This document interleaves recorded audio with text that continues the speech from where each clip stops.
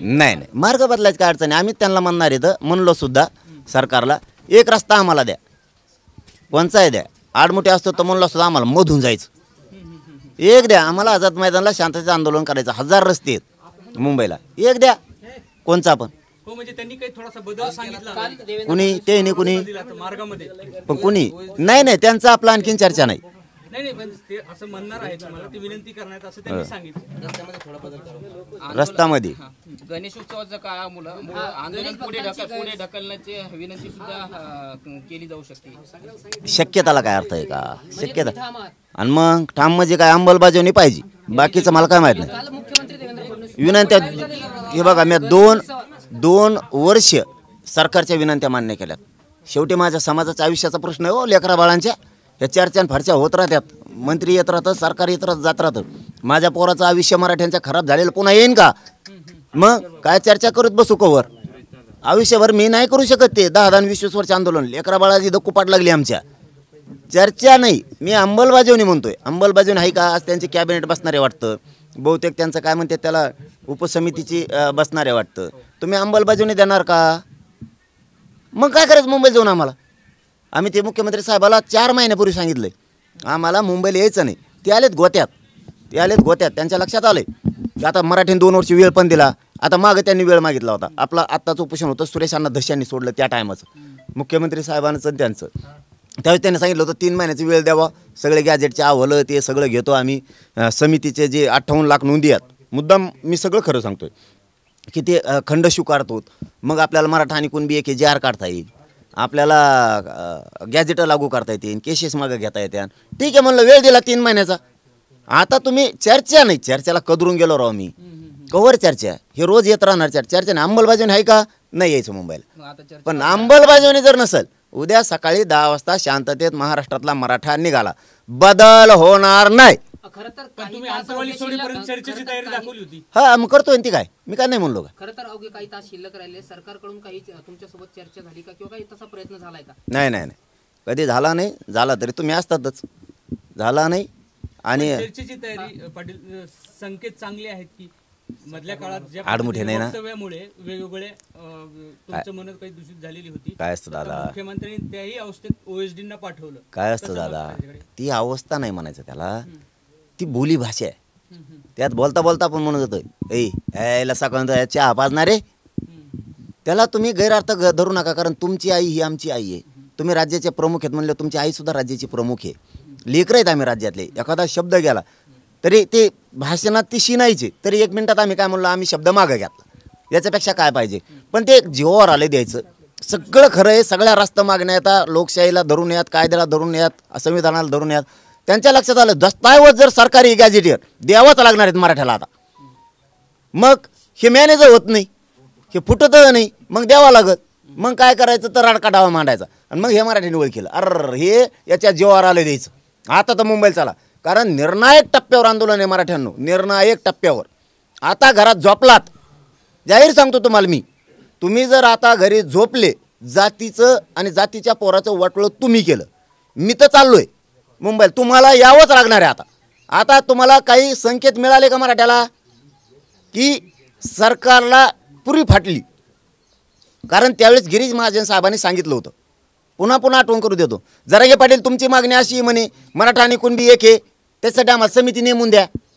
समिती नेमल्यावर आपण आधार मिळतोय का बघू, आणि मग कायदा पारित करू. मराठा कुणबी आता 58 लाख नोंदी मिळाल्यात.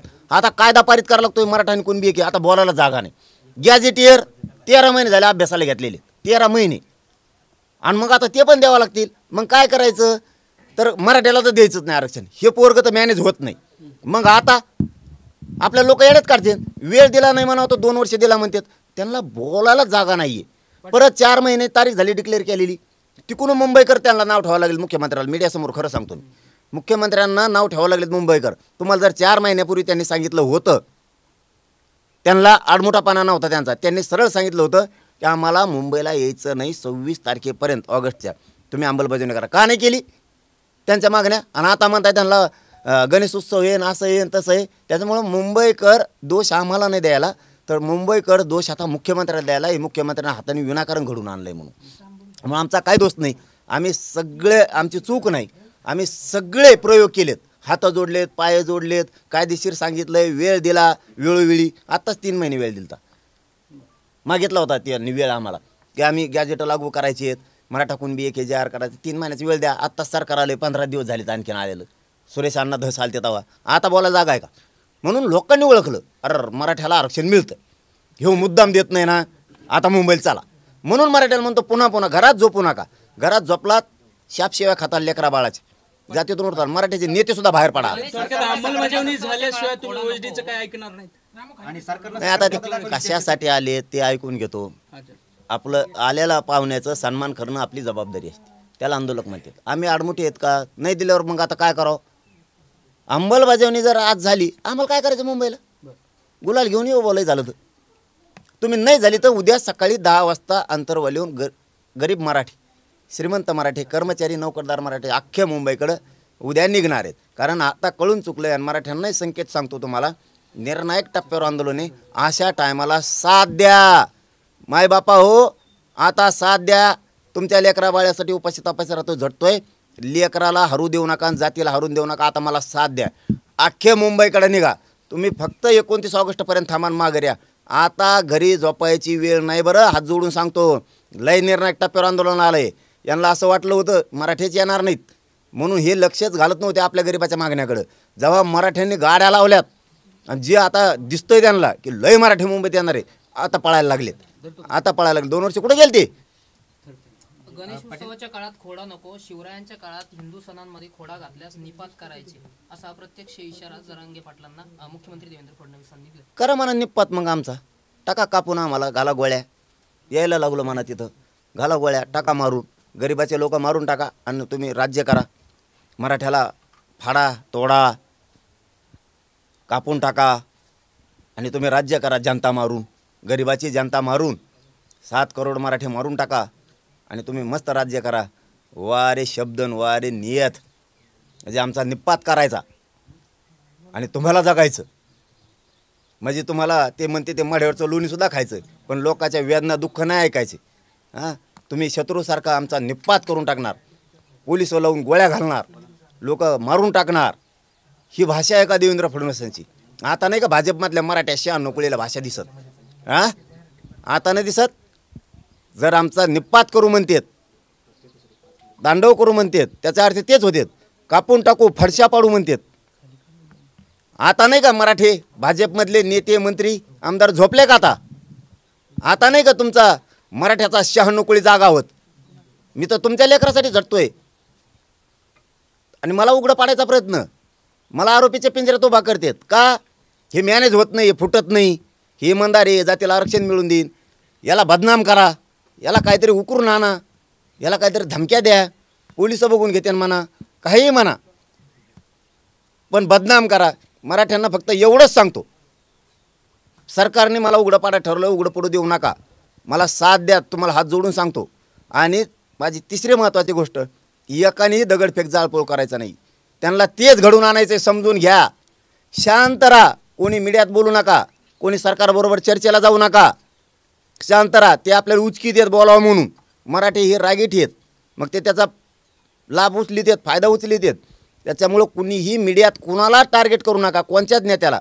बऱ्याच नेत्याचे रात्री संदेश आलेत, आम्हाला फडणवीस साहेब बोलायला लावतात, आमच्यावर विनाकारण प्रेशर करतात. त्याच्यामुळं बोलू नका, त्यांना घडून आणायचं. कुणीही दगडफेक करायची नाही, जाळपोळ करायची नाही, शांततेत मुंबईत बसायचं. तुमचं कोणी काय करू शकत नाही मराठीचं. हां, फक्त तुम्ही शांततेत चला. आता मात्र निर्णायक टप्पा आहे, मागं हटवू नका. यामध्ये काही मराठवाड्यातले नेते आहेत का? तुम्ही आता मागाशी जसा उल्लेख केलाय की आम्हाला बोलायला लावतात, यामध्ये कोण मराठवाड्यात? नाही, तिकडचेच येते, तिकडचेच पटांगणातले. बबनराव तायवाडे यांनी असं म्हटलंय की जरांगे पाटील यांनी यापूर्वी अनेक वेळा आंदोलन आपलं स्थगित केलंय, यावेळी सुद्धा ते आंदोलन स्थगित करणार आहे. गणपती उत्सवामुळे कार्यकर्ते त्यांच्या सोबत जाणार आहे. गणेश उत्सव कशासाठी निर्माण झाला? लोकमान्य साहेबांनी अन्याय होतो त्यावेळेस एकत्र यायचं आणि न्यायासाठी लढायचं. आम्ही एकत्र यायलोत, आम्ही हिंदू आहेत, सण आमचा आहे, आम्ही शांततेत यायलोत. याच्या पलीकडे मीडियाच्या माध्यमातून सांगतो, एक रस्ता द्या आम्हाला. तुम्हाला वाटतं ना आमच्यामुळं काही त्रास होईल, अमुक होईल तमुक होईल, आम्हाला एक रस्ता द्या, आम्ही डायरेक्ट आझाद मैदानाला जाऊन बसतो. एक रस्ता देऊन टाका आणि मोकळे व्हा. किती सोपं आहे, किती सोपं आहे. आम्ही जर मोठे असतो आम्ही म्हणलो असतो आम्हाला मधून घुसायचं. आम्हाला ट्रॅफिक जाम नाही करायची. मुंबईकराला त्रास नाही. उलट मुंबईकर सज्ज झाले, सगळ्या जाती धर्माचे सगळे. जरांगे पाटलांची मागणी असंवैधानिक आहे, त्यामुळे ती मागणी मान्य होणार नाही असं सुद्धा तायवाडे म्हणतात. असंवैधानिक मागणी. बरं ठीक ठीक आहे. पाटील, तुम्ही जसं म्हणाला होतात की 26 तारखेपर्यंत तुमची चर्चेची तयारी, तशी OSD आलेत. काय चर्चेमधून काय आज तोडगा निघू शकतो. काय माहितात नाही अंमलबजावणी आहे का. मी पुन्हा पुन्हा तेच सांगतो.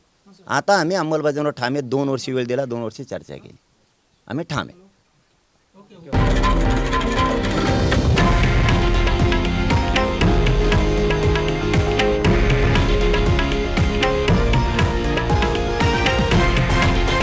हे आहे देशातील नंबर 1 न्यूज नेटवर्क आणि आपण पाहत आहात TV9 मराठी, एकमेव.